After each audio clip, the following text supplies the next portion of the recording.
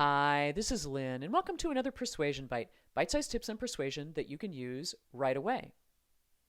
An interesting study was done by Dr. Joy Hirsch of the Yale School of Medicine on the difference between what goes on in people's brains when they agree versus when they disagree.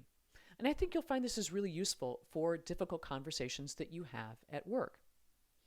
How she set it up was that she attached caps with electrodes on two people's heads and had them have a conversation where they agreed upon things, and then another conversation where they disagreed. And she took a look at the blood flow to different parts of their brain to figure out what part was working hard. Here's what she found out with people who agree. Three major things. First, she discovered that they gave each other lots of eye contact. They looked into each other's faces a lot. So their visual cortex lit up. And so did their sensory cortex and their motor cortex, and the parts of their brain involved with empathy and with posture and with touch. And what ended up happening then is that their brains actually became in sync with each other. This is the second thing. It's called neural coupling. And what ended up happening is that when we agreed with each other, your brain and my brain looked an awful lot like each other. So it was as though we're singing the same song.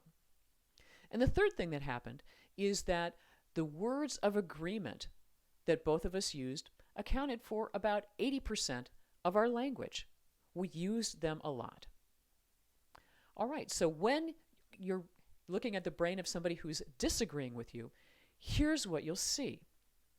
The two parts of the brain that light up primarily are cognition and language, which means we are strategizing about what it is we're going to say.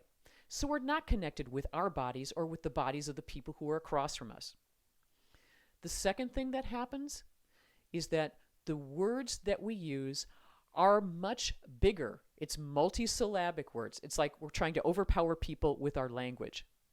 And the third thing that happens when we disagree with each other is that our words of agreement go from the 80% when we do agree with each other down to about 33%.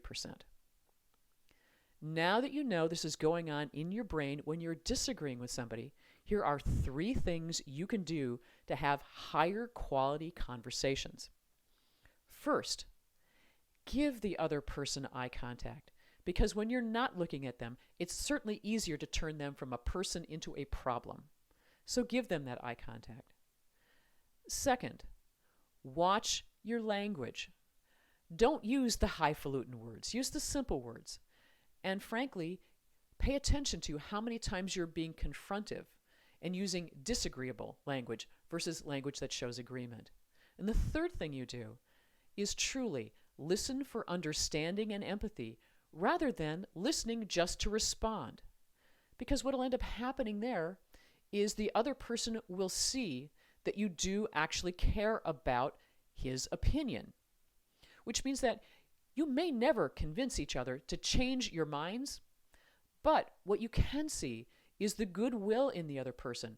And although we may hold different viewpoints, we'll still see each other as people, and we may find other ways to move forward on issues, even if we continue to disagree on some basic things. Wonderful tips for all of us to keep in mind when we're having that tough talk. Because when we do these things, we become the most persuasive person in the room. Thanks for watching.